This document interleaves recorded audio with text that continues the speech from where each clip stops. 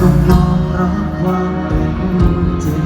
เพื่อผู้เล่นที่อายเล่นค่าให้คนใหม่ที่เขาเข้ามาดูแลให้ดี